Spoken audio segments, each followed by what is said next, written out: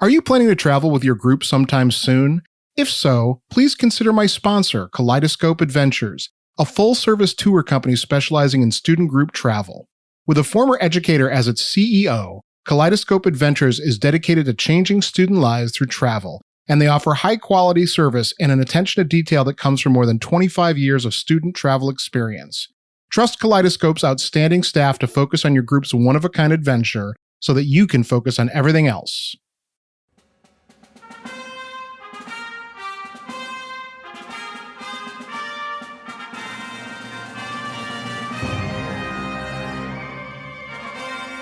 Hello, everyone. Welcome to Everything Band, a podcast that features conversations with composers, conductors, and performers of music for winds and percussion. My name is Mark Connor. I'm a composer and educator, and each week I have the good fortune to speak with and share the stories and wisdom of musicians and leaders in the band community. The Everything Band podcast is a proud member of the Music Teachers Development Podcast Network. The Muted Network provides support in the form of audio-on-demand programming designed by and for music educators. You can find more information about our network at mutedpodcasts.com. Before we begin, I'd like to thank Jake Walker and Colin Peters for their contributions to the show, and especially to all of you who are listening. I appreciate your time and hope that you are finding value from these interviews. I rely on word of mouth and social media to bring the show to new listeners. If you think you know one or two people who might find these interviews useful, please let them know about it. You can also help by following me and sharing posts on Facebook, Instagram, Twitter, and YouTube. Remember, help your students live up to the best that is in them through music. And now onto my next guest, Nguyen. Hi, Vu. Hey, Mark. Thanks for joining me. We've had an interesting introductory conversation here as I struggle with pronunciations and all sorts of things, but I'm really, really happy to have you on the show. You're my first actual interview since the spring.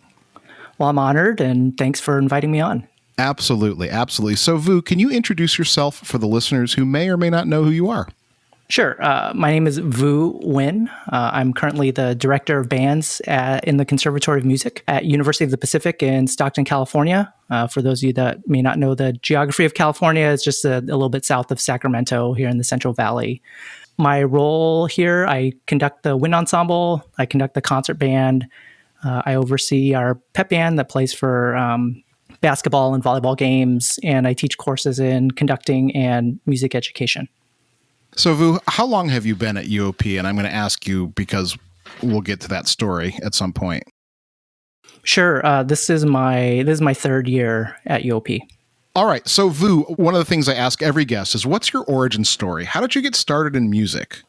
Let's see. So my family, so we're immigrants here from Vietnam. I was, of my extended family, I'm the oldest grandchild. I was the only one born in Vietnam. We arrived here in 1980 to California, to the San Francisco Bay Area. So growing up, my dad's side of the family is musical, not necessarily professional musicians or anything, but they like to sing. They all have good voices.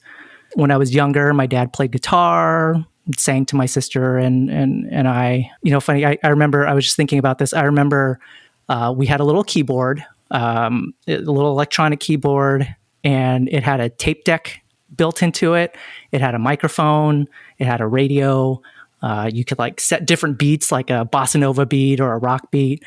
So I dabbled on that a little bit growing up. Then I, somehow there was a recorder laying around the house. I had played a little bit of recorder just for fun. And then I was going to public school up until about fourth grade. And then I went to Catholic school for a year.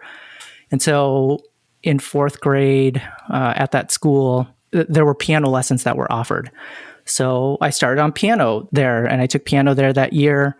And then the following year, I went back to public school. And when it was time for music, I went to the music teacher and I said, I play the piano, can I take piano lessons at school? So of course, that wasn't an option. So the band director there, I remember he was a trumpet player. He showed me all the different instruments that were possible, and I picked the trumpet. And I think really it was just because he played the trumpet, and also that it had 3 buttons, and I was like, hey, how hard can this be? So little did I know that it would provide me a lifelong challenge. So I started in trumpet in elementary school in 5th grade, like most students do in the public school system. I started there, and then I went to middle school. In 6th grade, I had a band director. His name was Dennis Bell, I believe. He retired after my 6th grade year. And then I got another band teacher. His name is Carl Kaiser. And then I had him for a year, and then I moved town. So I was living in Concord, California at the time. So I was at Oak Grove Middle School there. And so my parents and we moved to Dublin, California. And I started there in 8th grade with another band teacher. His name was Eric Bertelson, also a trumpet player. And so, he was really the one that got me interested in like listening to different types of music, things that weren't on the radio. He got me interested in Maynard Ferguson. That sort of changed the trajectory of things for me. He let me make recordings of his vinyl, of his records. So I'd have those and I'd play along with those. Then, high school, I went to a small high school in Dublin High School. At the time, it was pretty small. My graduating class, I think, maybe had about 130 students. So it was a pretty small program.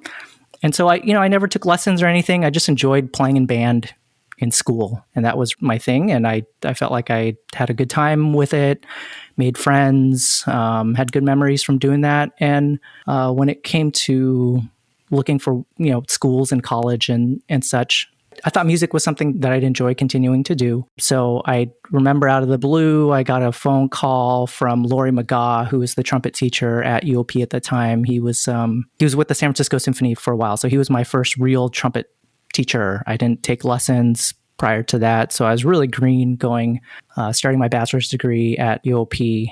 I actually went in as a performance major. I think on the first day of classes, I sat in concert band rehearsal with Eric Hammer was the band director then. And so I sat next to somebody in the trumpet section. Rehearsal hadn't started yet. I was just kind of making small talk with the person sitting next to me. He was wearing a Blue Devils baseball cap. And so we started talking about DCI and Blue Devils. Oh yeah, I like Blue Devils. All this and that. And, we were talking about what his major was. And he said, well, funny, after rehearsal, I'm going to go upstairs and I'm going to switch my major to music education. And I said, oh yeah, tell me a little bit more about that. And then we just got to talking and we connected during the rehearsal. And then after rehearsal, I went up there with him and we both changed our majors to music ed. Wow. So, I think I had this idea of wanting to be in music, but I wasn't sure the best path forward in that at the time. And so it all made sense in my head. I was like, well, these people who were really influential in terms of my experiences through middle school and high school and elementary school. Oh yeah, of course, that's what they did. And so I was like, oh, maybe that's what I can do. So that was the start of me, on my journey to being a music educator. So I'm just going to interject here. It's a really fascinating story just for the listeners who don't know the East Bay kind of geography here. So this is across the San Francisco Bay. I guess it's the Hayward Bay, right? Or the Fremont Bay? What's the where it extends down? I can't remember what it's called. Oh, I'm not sure. I think we just call it the San Francisco Bay Area. I think we do too. Yeah. So, across the bay from San Francisco is Oakland and Hayward and Fremont. And then over another small set of mountains is Concord, Walnut Creek, Dublin, Pleasanton. So you're sort of like in that East Bay area, just a little bit removed. Mm-hmm. So just for the listeners who don't know the geography, I remember the park and ride for the BART in Concord really well. Oh, you do? Yes, because I used to get a ride from my friend, that trumpet player from Concord, from Chico, where I was an undergrad. He would drop me off in Concord at the park and ride, and then I would take the BART all the way down as far south as it would go, where I would get picked up to go to Salinas, which is an hour south of San Jose. So I would use the BART kind of as a link to cut some driving off for my family. So tell me about UOP. What was the experience like that ultimately led you to your first teaching job or to graduate school? How, tell me a little bit about undergrad and then that first step after. So when I started at UOP, I think I had said a little bit earlier that, I hadn't taken a trumpet lesson in my life. Actually, no, I'd taken one trumpet lesson in preparation for my auditions to school. It just happened to be my orthodontist's secretary's husband. I don't even know how that came up, but he came over and we had a trumpet lesson, and that's what got me prepared for my auditions to school. I got into a few schools, but I say that because when I started playing the trumpet, all the way back in 5th grade, I had an underbite. So my jaw was like, so I'm jutting out my lower jaw, and the trumpet mouthpiece sat inside my bottom lip. So then when I got to UOP, my trumpet teacher said, no, we got to fix that thing. I had braces in high school and my bite got fixed, but even though things got fixed with my jaw and everything, I still played like that. And so when I got started, I was really confused about which trumpet embouchure to use. So there was a lot of confusion and sort of, just head games I played with myself. My peers are working on this really great and advanced literature. I'm sitting in a practice room trying to play, second line G with my new embouchure. So it was really humbling. Anyway, I say all that just because that was my early experience of making music in college, was just sort of struggling through that. But, in hindsight, I feel like it helped me be a better teacher because I felt like I knew what it was like to break things down back to the beginning and sort of remembering those frustrations and experiences of learning how to create a sound again on that particular instrument. But yeah, it was just that was a lot of my early experience there. And so, I just didn't feel like I was competing with the other students around me, but I made good friends. I had a good group of friends and we supported each other. They knew the struggles I was going through. There was a lot of support and this community of professors and friends at UOP that was really close and tight-knit, that helped me find my way through school. And like I said earlier, I'm the oldest of 20 some odd cousins by that point, and the first one to go to college. But then I'm doing music and I'm teaching, and it's all these things that are not the stereotypical Asian thing to be doing. So navigating some of that as well. And I'm just really glad that my parents were super supportive the whole way through. I wonder if I surprised my parents when I said that I wanted to do music. Credit to your parents for, letting you do something that was maybe a little different from what they were considering. And I think that's, to their credit. And as you know, you're a parent as well. It's easy to screw this up. Yep. We all do the best we can, right? Oh yeah, that's for sure. So, you were born in Vietnam, and your parents are emigrated from Vietnam. Was there much like Vietnamese folk music around the house? Did you ever have much touch with that culture musically? There was, because only because one of my great grandmothers lived with us, and she loved listening to Vietnamese opera on cassette tape. So what was Vietnamese opera on cassette tape like? It was very sing-songy. It was very high-pitched. That's all. That's what I remember of it. Even though, yes, at the time I was speaking Vietnamese, and really mostly only Vietnamese, I couldn't understand what they were saying or singing or anything like that. But yeah, my sister and I remember Vietnamese opera being played on the boombox quite a bit when we were younger. So that's in terms of Vietnamese music, that's what I remember. There's a series called Paris by Night. It's like a big gala of popular Vietnamese singers, pop singers, and such. And so it's, I don't know what number they're on right now. It's probably like in the 60s or something like that. But that was part of the experience growing up too, was watching a lot of Paris by Night. Remember your first term of teaching? Learning all the skills that you don't get taught in music school? Managing a transitioning culture in your classroom? Finding out that you have to teach guitar this term? During those early years, we found out that leaning on a community of music educators was important, not only for building that knowledge in ourselves, but also maintaining enough sanity to serve the students right in front of us. Amused is a podcast centered around a community of music teachers. Between the four of us, we teach choir, band, orchestra, general, jazz, and marching band at the elementary through collegiate levels. We certainly don't have all the answers, but you're welcome to listen in while we try to find them. Join us while we work through the challenges of music teaching and celebrate the joy of bringing music making into the lives of young people. In each episode, you'll hear stories, both good and bad, about that week of teaching, and we'll try and tackle an issue that one of us is struggling with. Something we're all taught is that music brings people together, but being the only teacher in your subject at a site can be really isolating. We think everyone ought to be a part of a community, and you're welcome to come join ours. Episodes come out on Wednesdays during the school year, and you can find us wherever you get your podcasts and at amusedcast.org.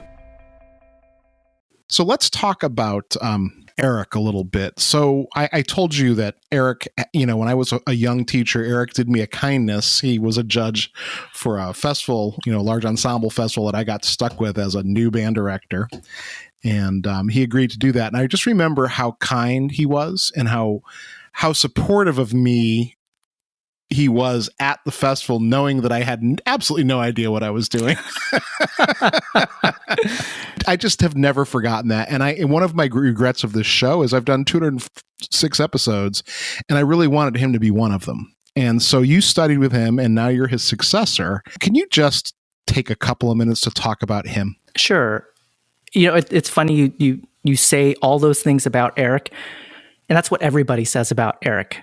I went back for his memorial in 2019, February of 2019, and you just heard all these stories from everybody that was there, and then everybody goes, "Wait, you felt that way too? He made you feel that way too?" Like, he made everybody feel like they were special, like that they were, that they were special. They had something to offer, and he was just kind to everybody. He always offered to help in any way that he could.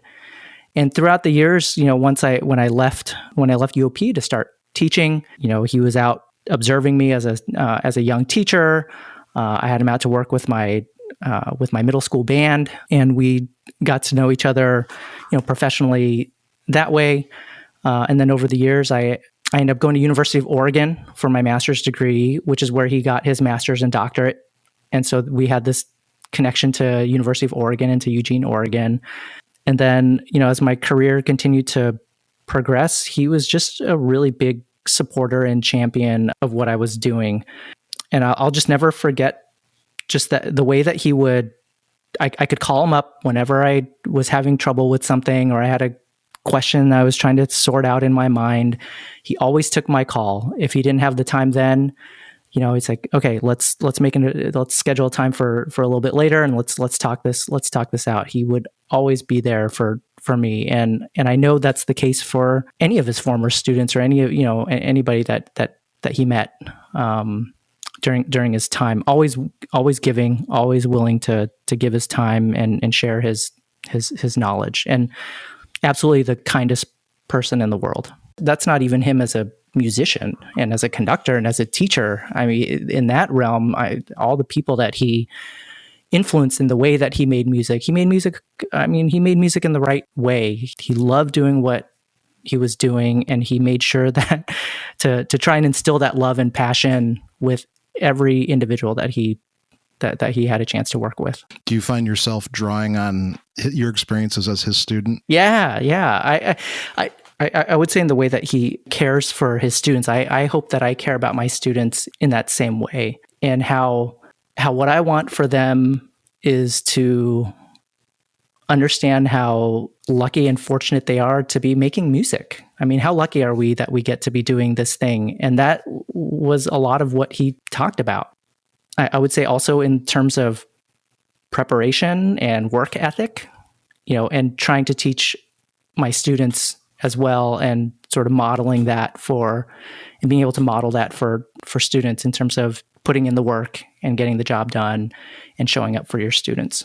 All right. So you went to UOP, and you mentioned that you went to University of Oregon for your master's. Did you teach first, or did you go right to your master's? I taught. So I taught in San Ramon Valley Unified School District after graduating from UOP. It's a school district in the East Bay that's right next to where I grew up in Dublin. So I had the opportunity to, in that first job, to open a brand new middle school, open up a brand new elementary school, and then to fill out that load, I also taught at a second elementary school and a little bit at one of the high schools. So while the two new schools were building and growing, in those first couple of years. I taught at all those different levels. So I taught in the district for 6 years and eventually got to the point where I was at the middle school. I think by the end, I was just at the middle school. But for a little bit, I was at a middle school and an elementary school. So yeah, that middle school started with just 6th and 7th grade, small programs, and then of course it grew and grew, and it's continued to grow. We added an orchestra, we added a string program, we added jazz band. Do you miss middle school teaching? I do. I miss a lot of it. I miss the energy. I miss the, I think just the excitement of the middle school classroom.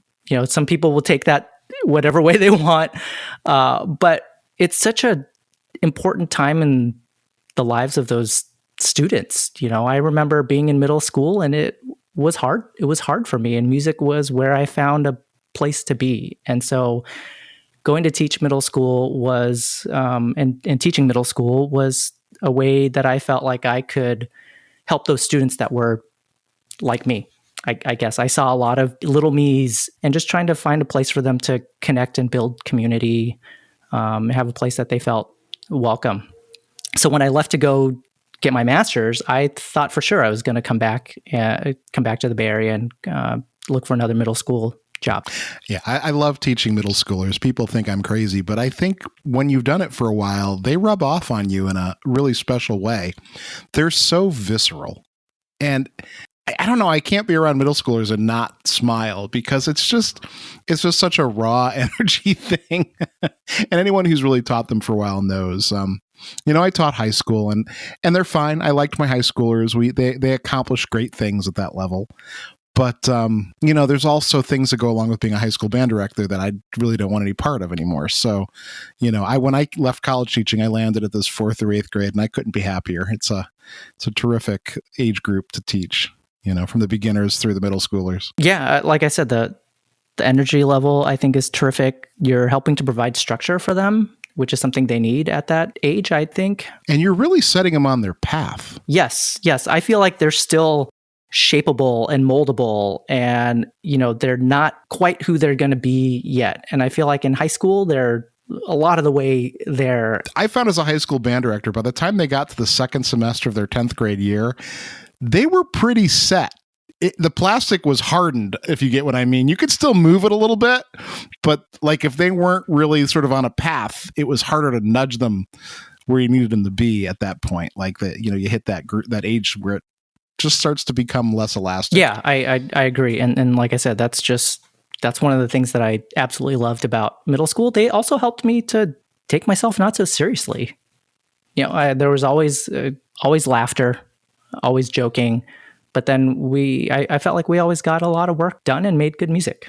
Yeah. And I tell people I traded in my college professor gear for Chuck Taylors and Hawaiian shirts. That's not too bad. That's not bad at all. No, it's much more comfortable. All right. So tell me about Oregon. So what was that experience like? And then sort of take me through that period before you get into higher education. Yeah, sure. So I was, before I left for Oregon, I don't know if the name Ed Harris rings a bell. So Ed was not one of my teachers, but he was somebody I looked up to, still look up to. And he was teaching at San Jose State at the time in the South Bay. And I remember at a CMEA Bay section conference, he came up to me, we were chatting, and he said, have you ever thought about this conducting thing and going to study conducting? No, I don't know. And he said, I think you'd be pretty good at it. Your band sound good and this and that. And you should probably think about applying and getting out the door and doing that soon. So he was the one that really gave me the nudge to start thinking about it seriously. And so I applied to a few different schools, ended up at University of Oregon. Absolutely loved my time with my teacher up there, Bob Ponto. I was fortunate to hit a small window there. For a while, he had students, and then he stopped taking students for a little bit. Can't remember what his gig was, some sort of administrative role there in the School of Music and Dance. And then he started to take students again, and I was the first one that he took back in 2006. So I went there not really knowing what to expect. And Eugene was a really different speed of life than the Bay Area. Things moved just a little bit slower there. And so, it took a little bit of adjusting for my wife and I, moving from sort of the fast pace of the Bay Area and going up there, and just the pace of things just a lot more relaxed. And I really enjoyed it. But really what I remember from my time at Oregon was just all the great experiences I had there in terms of opportunities to conduct. So Bob really opened my world up to what was, I'm using air quotes here, what was good music, right? So breaking down boundaries between genres, like this could be really good here. That's fine. This is what makes this music good. This is what makes this music good. And so it wasn't just Western classical music that was good music. So it really opened up my palette a little bit more. I got introduced to composers like Varese and Messiaen and such. I had just not really heard those sounds before. I probably did in my undergrad in my 20th century music history class, but I probably wasn't paying that much attention to it then. I wasn't ready for it then, I guess. And so having a chance to be introduced to all that, and then just a lot of time on the podium to conduct and learn and do the thing. As conductors, we need other people to be able to practice and get better at what we do. It's not like we can just do it on our own in a practice room. So having a lot of regular opportunity to develop my skill that way, it was really helpful. And then I'll also say that the orchestra conductor at the time there at Oregon, Wayne Bennett, Wayne used to be the band director. Wayne was the band director when Eric Hammer was in school there. And so then Wayne went over to conduct the orchestra, and he was also the clarinet teacher there while I was there. Wayne also took me under his wing, and he allowed me in my second year to do some conducting with the orchestra as well. So that was a great experience. I was terrible at it, but it was a really great learning experience, a really steep learning curve. And my friends who were in the orchestra were very kind to me about like, oh, maybe you should think about this. Here's the way I would communicate that. Here, just learning the culture of the orchestra and how different that was from the band was really eye-opening to me. It's very different. I mentioned in our pre-interview talk that I just recently had a terrific opportunity to play with the St. Louis Symphony musicians. They do a side-by-side concert for music educators.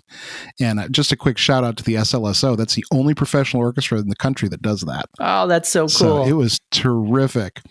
And so I got to sit next to like each of, I played on the Planets. I played fourth trumpet. I played first principal on the Largo from the New World, and I played third on Mambo. And so in each case, I got to sit next to one of the different section members.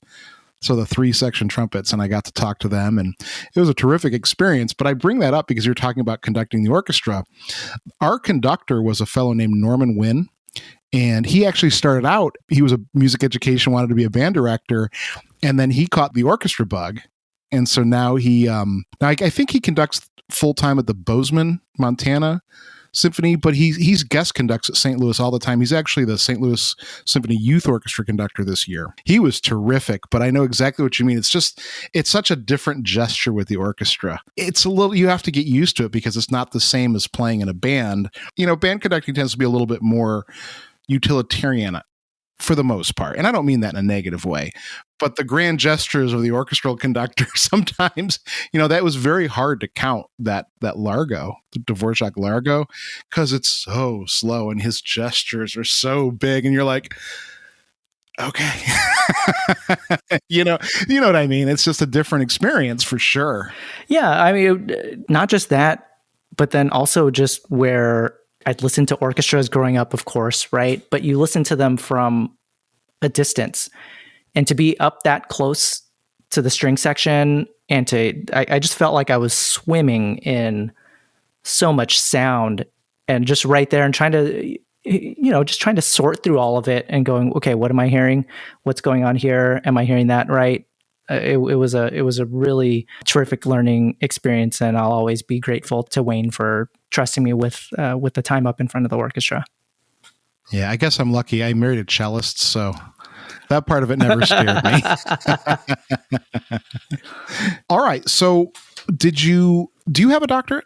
I do. Yeah. Okay, so let's talk about. Did you teach after Oregon, or did you go straight? I went straight to my doctorate. Let's talk about that. Yeah, then. sure. So, I said a little bit earlier, I thought once I was going to wrap up with my master's degree that I was going to go back into California and teach. But Bob asked me, "Hey, have you considered going on to study, getting your doctorate?" I said, "I don't know. What does that even mean?" I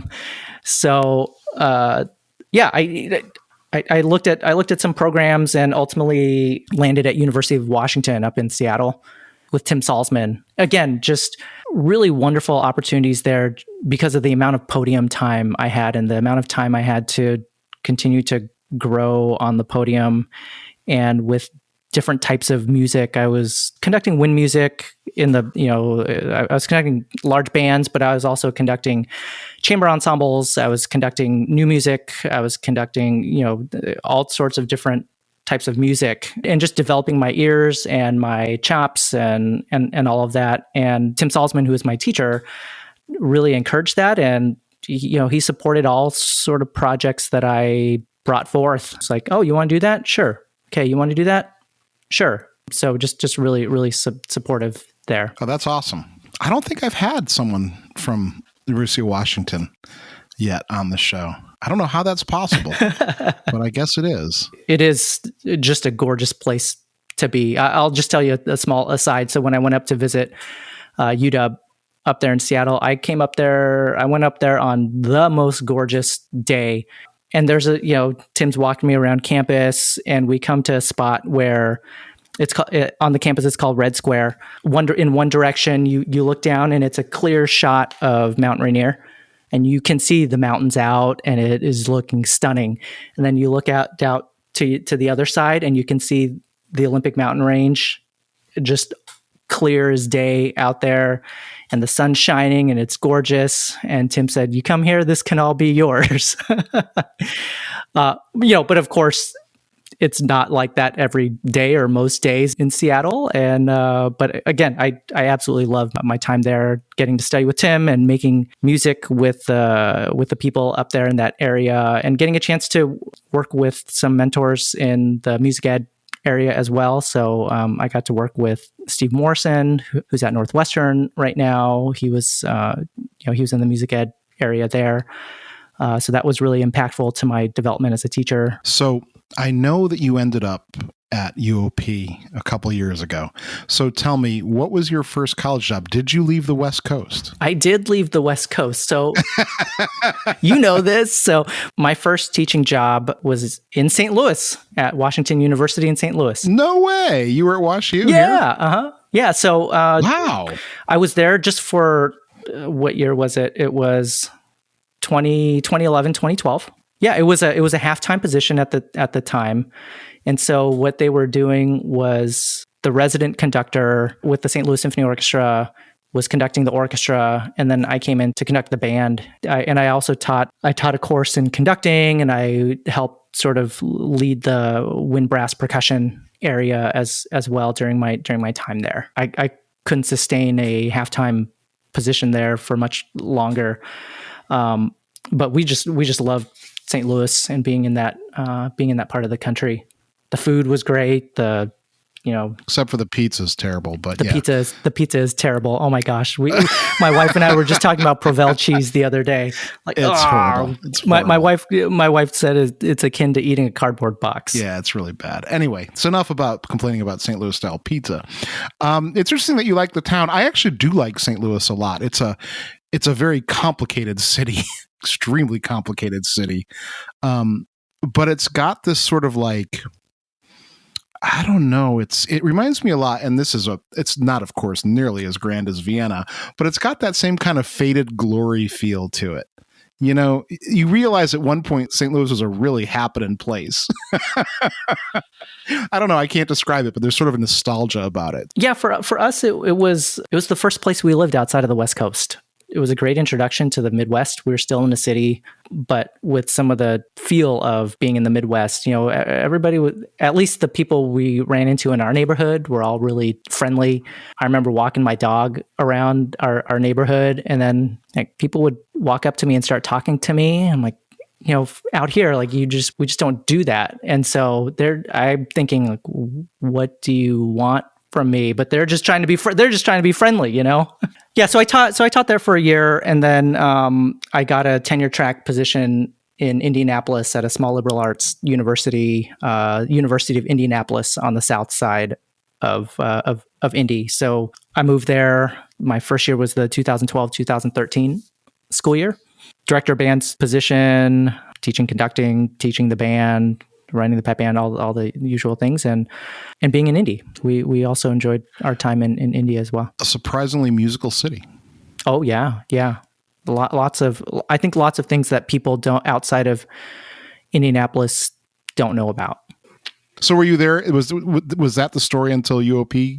Yeah, I was there for 6 years. Then I got the job as the Wind Ensemble conductor at UConn in Connecticut. You were at UConn. Yeah. Okay. So I followed Jeff Renshaw. I don't know if that name rings a bell, but Jeff was there for 25 years as the conductor of the Wind Ensemble there. And that was really going to be the last stop for my wife and I. We had enough of moving. The job was good. Even though we're really far away from all of our family out here on the West Coast, we said that was going to be it. It's a destination kind of place. You could definitely see that as an end game until a job that maybe you covet comes open. Yeah. It was funny. The year that I got the job at UConn, Eric called me and he said, we just missed you. I'm finally thinking about retiring. But, he said, I'm really happy for you that you got the job at UConn. That's going to be great. You're going to do terrific things there. He passed away that January, my first year there at UConn. So I don't know. I mean, I don't know what to ask about that. Were you invited to apply, or did you just say, I'm going to apply because I would love to be back there? It took me a little time to, I think, come around to applying, because we had my wife and I and my two kids. I think in our mind, I just wanted to be in a place where I had a good job.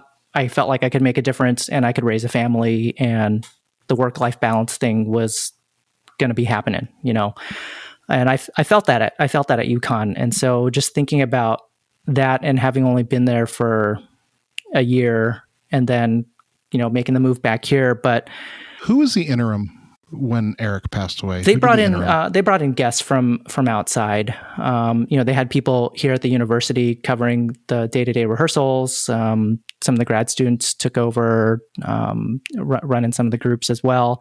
Harvey Benstein, who I don't know if that name rings a bell, he took over for Eric that semester that he passed away. So in spring of 2019, Eric passed away at the end of January. And then Harvey kind of took it the rest of that semester, and then they brought in guest conductors the following year. I remember that so clearly because I was driving to Bloomington from St. Louis, and I remember I was stopped at to get lunch, and it was Facebook was all over. I was shocked. And I just remember that moment of oh no. It was right around my birthday. My sister was out visiting, and one of my friends from out here in California called and said, "Hey, did you hear about Eric?"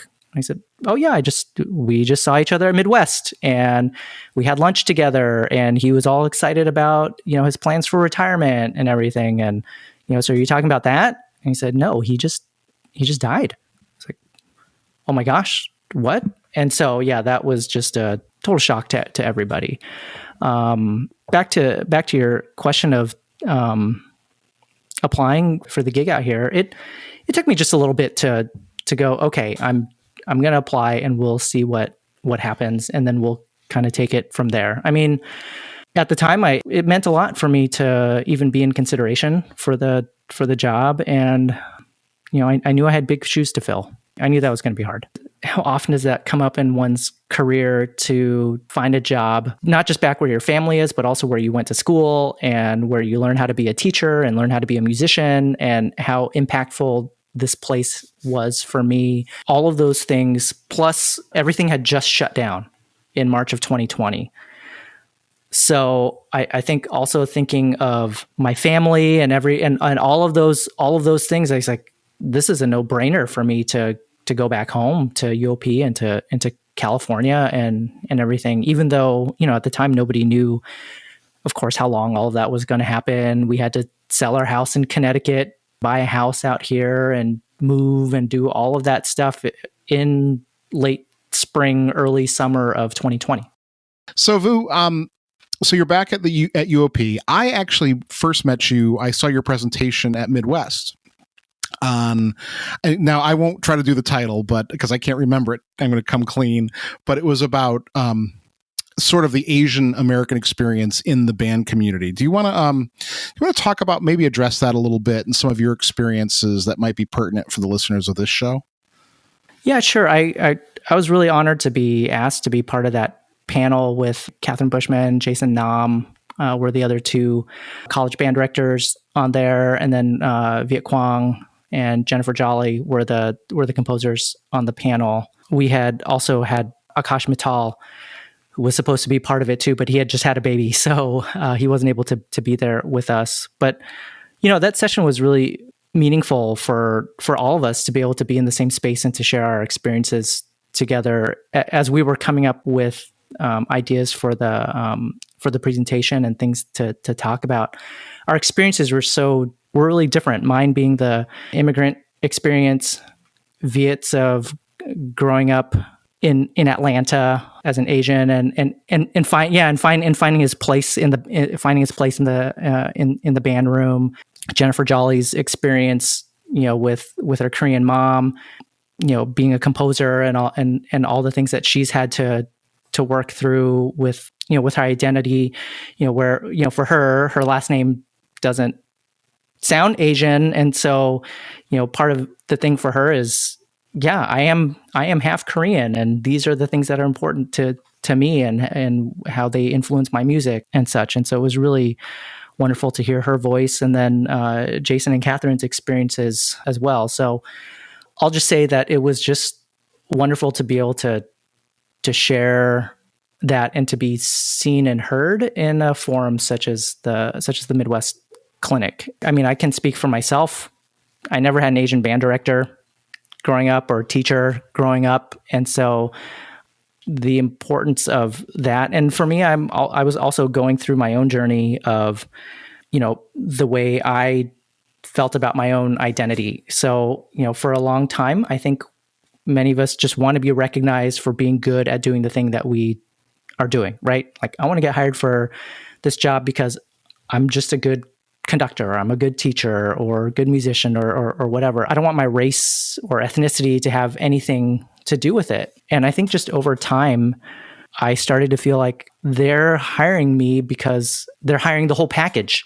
I mean, me being Asian and Vietnamese is a part of who I am. My experiences through that lens is part of what makes me me. And that's what people are getting. I just started to feel more comfortable leaning into that. And part of it too, I would say, was not too long before that, I had lost my grandmother and my grandfather. My grandpa passed in 2016 and my grandma passed away in 2019. And so I think just all of those things sort of coming together, and the importance of family and roots and where I came from, and just thinking back to my experiences growing up in that environment. I reflect a little bit on, in terms of growing up knowing Vietnamese, and then after a while losing the language and losing that connection to my roots, and to being able to communicate as well as I could I used to be able to with my grandparents and such. I felt like I lost a part of me in all of that. But I guess to say, and how it all ties back together with agents in the band community, I think just it was a good opportunity for us to be visible and to unite and to be together and to be able to share that with people.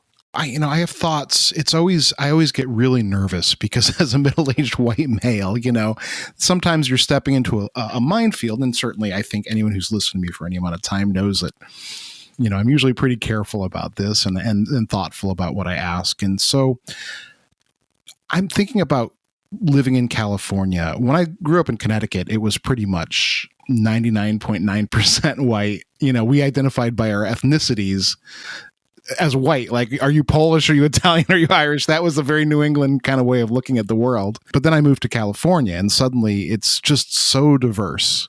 With such a large Latino population, Asian population. How does that sort of translate? Because in my band experience, going to Chico State and then going on to the University of Colorado and then Florida State, there weren't a lot of Asian conductors. Or even Asian American band students, like wind players. They were mostly pianists or string players in particular. And so what is it like in the band community? I'm just asking from your perspective, from your viewpoint, where you sit in your chair.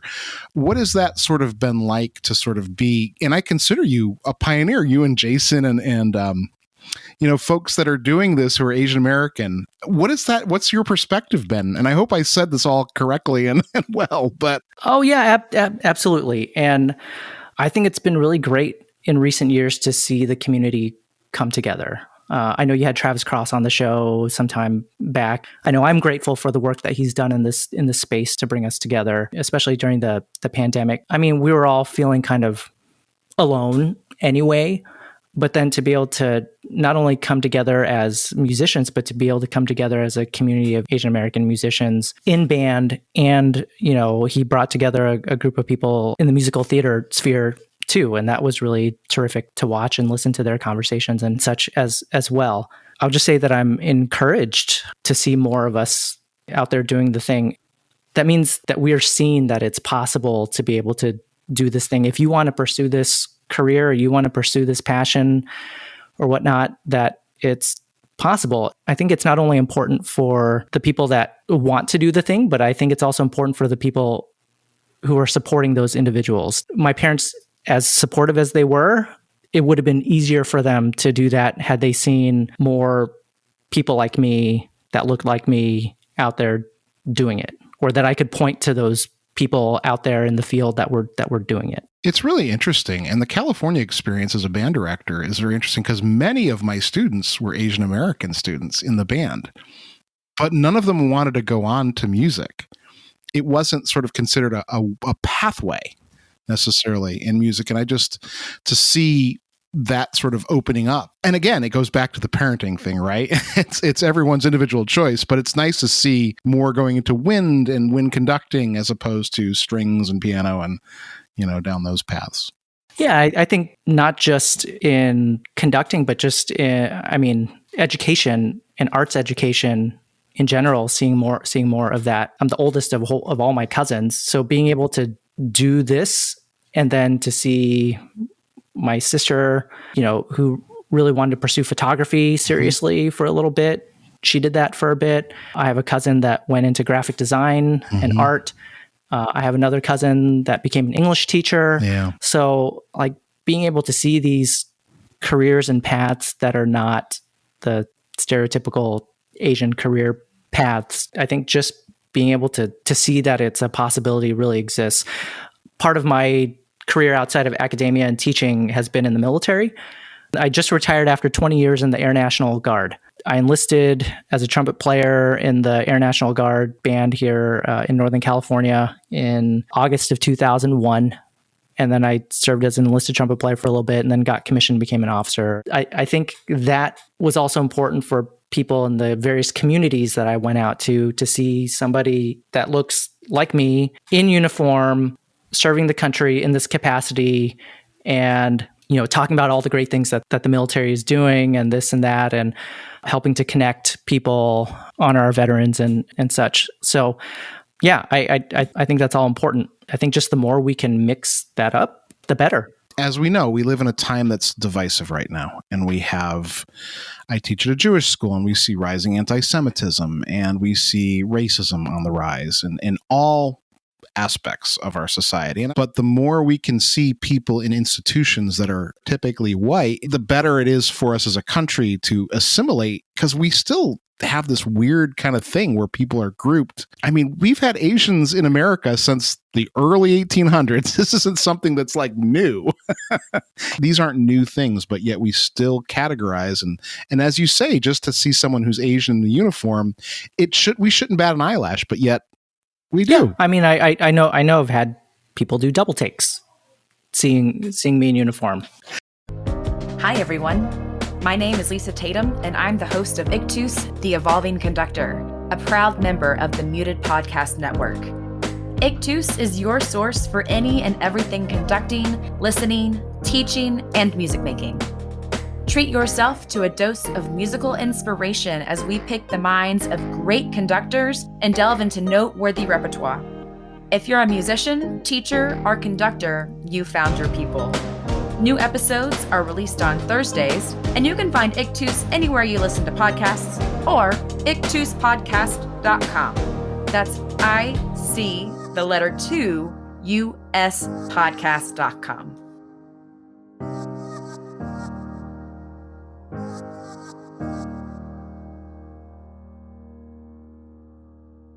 So, I want to get on to my final questions because it's getting kind of late here. But I do want to ask you if you have anything from your teaching experience and your career so far that you'd want to offer to the listeners as something that might save them some heartache or save them some trouble in their careers, maybe for the younger directors. Is there something that you'd want to tell a younger director that, here's what I want you to know? Be someone that others want to be around and work with, right? Be humble. That goes a long way. Be somebody that's kind to others. We just need more of that in the world with each other as colleagues, but then within our classrooms with our students as well, and to be able to model that for them. I'd also say be curious. I don't know that we ask enough questions. I think we should be asking more questions. I want to know why. So then when I find out why, I want to know why beyond that. Like, what's the next question? To always being curious. I talked to our senior music education students about this earlier this semester, is like, what's your why? What do you believe in terms of making music? And that is going to dictate all the decisions that you're going to make about the music you put in front of the students, about the experiences that you want them to have, about your classroom management style, about all of it. It comes back to that. And I think that comes back to also like being curious enough to ask yourself those things and to explore those things. This is something maybe cliche, but I think just be yourself. I see it in our undergraduate conducting students, for example. You get up there or young teachers getting up in front of a classroom, they turn into some other version of themselves that's not them. And then when they're done with whatever episode, conducting or teaching episode it is, they're back to themselves. Like, why couldn't you just be yourself up there in front of others? There's so much more to offer in that way. I think we try to emulate and be somebody that we think we should be instead of just being ourselves in those situations. Knowing who you are is a long journey, right? That can change, but just being curious enough to ask that and to know that about yourself, knowing where your weak spots are, knowing what your strengths are, that all plays into how effective we are as teachers. And I'll say, the last thing is, it's not about you. So many teachers and conductors make it about themselves. I think that's easy to see. And you're not serving, in that regard, you're not necessarily serving your students and making the best decisions for your students. You're letting you and your ego get in the way. So the more you can take yourself out of that equation, I think the better. I honestly think you do that by not trying to be something you're not. When you're genuine, it's easy for the students to respond, and it's easy to get to who they are as genuine students too. I wish, this is always the teacher thing, right? I wish I knew what I knew now, back when I was a young teacher, because I think about some of the students who were probably facing some pretty significant challenges in their lives. But I was so wrapped up in what I thought was right, what I thought I wanted for them, that I never really listened and found out what they were going through. And I think as a band director, we're not therapists, we're not psychiatrists, but the students do trust us, and we spend a lot of time with them. And, I just think about students I've had, and, you've got a kid who's coming to school every day and he doesn't have new reads. Well, rather than really get on his case, maybe you should go to the counselors and find out what's going on in this kid's life.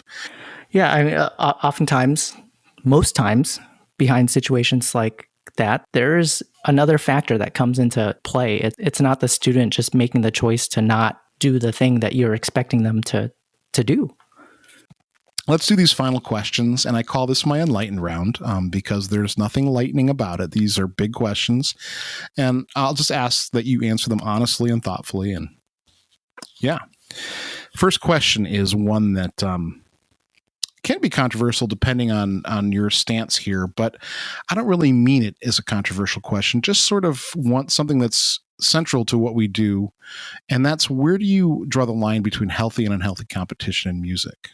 I think it's all how we as teachers frame competition for our students. Is it a way that we're talking to our students about, okay, we're competing with ourselves, to be a better version of ourselves each day and just to continue to grow and be better? Or are we framing it externally where it's the numbers that matter, where we place matters, and our worth as musicians and individuals and as a group is tied to how well we place. Now, I know I'm speaking very broadly about that, but I lean more toward the non-competition side, but I see that competition also has its benefits, and I also know it's also a way of life and a reality in the real world. I mean, take, auditions. We need to be able to help our students and teach them, okay, what happens if you go out for an audition and it doesn't go well? Do we give up? Do we reflect on it and go back and think about what we could have done better? Or was it something that was out of our control? Or I think it just goes back to how we frame this for our students. I also think that competition can help to build some mental toughness, a sense of being able to persist, right? You have a goal and you keep competing against yourself to see if you can get there and achieve that goal. I think that's beneficial. But again, it just depends. Is it an intrinsic thing or is it an external thing? Yeah, it's so funny. I mean, I got to be completely honest. I've been coming around on this whole like the way kids view it. And I think back to when I was in high school, man, I loved the band competitions. I love them. But you know what? I can't remember how we placed in a single one of them. I love them because I was with my friends. I was making music. We had worked towards that. It was fun. Yeah. So all of that is, to me, that's all about the process. What are we doing to get there, and how are we getting there? Not necessarily the result. The second question is one that music teachers like to joke about, and I despise this joke. I hate the first car in, last car out thing, because I think it's, probably every band director has been there. How have you found a work-life balance as a musician and conductor and teacher? I'm still trying to find it. I'm trying to get better at it. It comes back to my values. What do I value as important? My work is not going to be how people remember me or define me. It's going to be who I am as a person and the relationships I have with my wife and my kids and my parents and my family. And that's easier said than done because you still have a job. But I feel like if I'm not taking care of myself, then I'm not going to be in the best place to be there for my students on a day-to-day basis. I think I've gotten a little better about when I get home, I try to shut off work as much as I can, at least until my kids go to bed. And then maybe I'll handle a couple of things then. But I know I have a limited window with my kids. And so that's helped me find a balance in all of this too.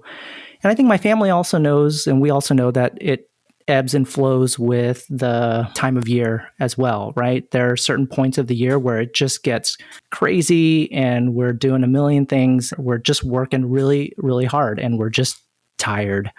And then at other times of the year, things are moving at a little bit more of a relaxed pace. So, knowing that ebbs and flows. There's an analogy we used when I was in the National Guard, because the National Guard was a part-time job. We had our job in the Guard, we had our full-time civilian job, and then we had our family. So this sort of three-legged stool. So we would talk about, okay, so if one leg is feeling a little bit short, that's okay. But then when two of those legs go out, you're in trouble. So you've got to shift some things around there. So lastly, I'll just say find things outside of music and your work that you find meaningful to do. So you're just not defined by what you do at work. I found in the last year I've gotten really kind of down on myself because I'm not writing as much music as I used to. and I haven't really been participating in the community and the podcast as much as I used to. But I have just kind of decided that for the next couple of years, that may just have to be the reality, because I'm really enjoying going to my daughter's softball things. My son asked me to coach his rec league basketball team. I used to coach when I first started teaching. I was a basketball coach in addition to the band director. Whoa. Yeah, it was crazy, stupid. It was middle school, so it wasn't that bad. So I'm doing that. And you know what? I might not write a piece of music, this year, and that's okay. But I felt bad about it for a long time. It took me a long time to kind of come to terms with that. You don't have to be Superman all the time. You can just take care of yourself and your family. I mean, that's enough right there, isn't it? It is. Yeah. It is. It is. But boy, it's hard. All right. And so this is a big question, and no one has the answer. What are the challenges facing music education and or band, and how do we meet some of those challenges?